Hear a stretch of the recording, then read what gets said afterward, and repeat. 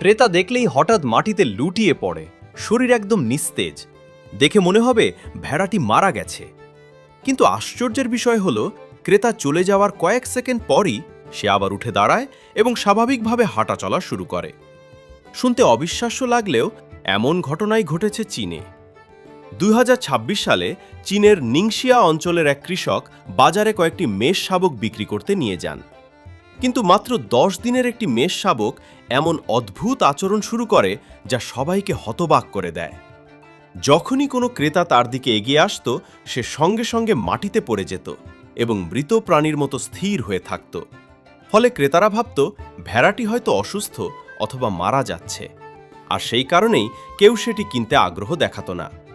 কিন্তু ক্রেতারা সরে যাওয়ার সঙ্গে সঙ্গেই ভেড়াটি আবার উঠে দাঁড়াত, দৌড়াত এবং অন্য ভেড়ার মতো স্বাভাবিক আচরণ করত। মালিক প্রথমে ভেবেছিলেন হয়তো এটি অসুস্থ, কিন্তু বারবার একই ঘটনা ঘটতে দেখে তিনিও অবাক হয়ে যান। পরে এই ঘটনার ভিডিও সামাজিক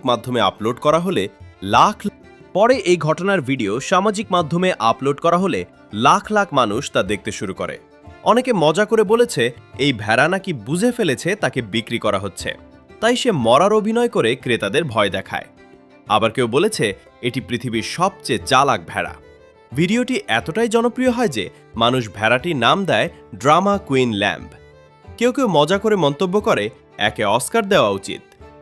ভাইরাল হওয়ার পর ভেড়াটির জন্য অনেক বেশি দামও প্রস্তাব করা হয়েছিল, তবে মালিক শেষ পর্যন্ত সেটিকে বিক্রি করেননি, কারণ সাধারণ একটি ভেড়া থেকে সে তখন ইন্টারনেটের সুপারস্টারে পরিণত হয়েছে। এখন প্রশ্ন হলো, ভেড়াটি কি সত্যি ভয় পেত, নাকি সে বুঝতে পেরেছিল যে তাকে বিক্রি করা হচ্ছে? আপনার কি মনে হয়? কমেন্টে জানান।